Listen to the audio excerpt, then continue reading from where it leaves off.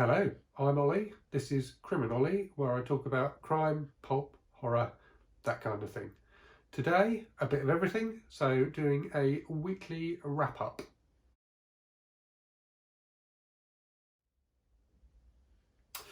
So this is actually a little bit early, so it's Friday afternoon when I'm filming this, the 12th of November.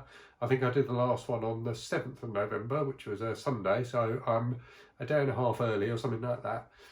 So slightly fewer books than last week, but let me go through them with you. So I think last week when I filmed, I was 2/3 of the way through this, The 20-Year Death by Ariel S. Winter. So I'd read the first 2 of the 3 books in it. Now finished that, very good. I've done a separate video, which I'll link to up there, which is about this book and 5 Decembers. By James Kestrel, which is also from Hard Case Crime, so a comparison of those 2 books. So if you haven't watched that yet, I will put up a link to that. I also read, so after that I read Let's Go Play at the Adams by Mendel Johnson. So this is a book I originally read as a teenager, and I remembered it being good, but I didn't remember quite how good it is. It was it absolutely blew me away. I think it's a beautifully written book, very harrowing, but not excessively graphic. So it's much more of an emotional read, I think, than a grueling read, if you like. So about a babysitter, Barbara, who gets imprisoned by the 2 children she's looking after, who then bring in some of their local friends, who proceed to torture her. So similar in many ways to Jack Ketchum's The Girl Next Door, but there are also some significant differences.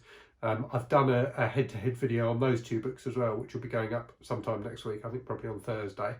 So look out for that, but I've done a comparison of the 2 books and given my thoughts on both. After that one, I needed something a bit lighter, so I read the 5th of the Executioner books, Continental Contract, which was absolutely brilliant. Very entertaining.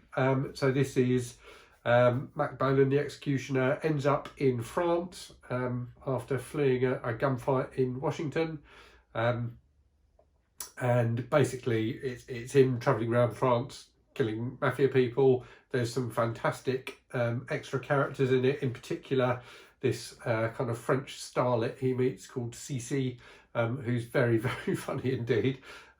So yeah, and a fantastic finale, which is basically him just driving around with his sniper's rifle, sniping various mafia people. I really enjoyed that one, very good.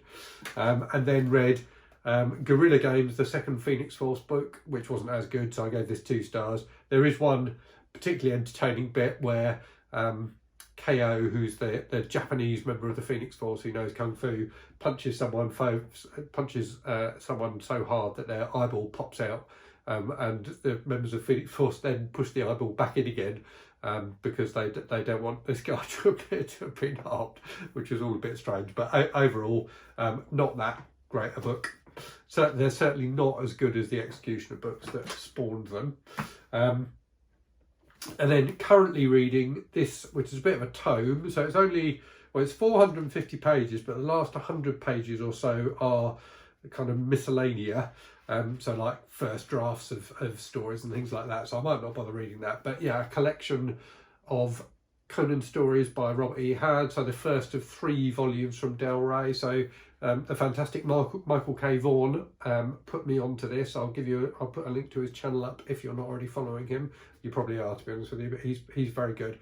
So yeah, this is the Conan Stories, the ones that were written by Robert E. Howard in the order in which they were written, and I'm about a bit over 1/3 of the way through, and it's fantastic so far. I'm really, really enjoying it. Great classic pulp adventure, fantasy adventure type stuff. And this, I shelled out for this edition.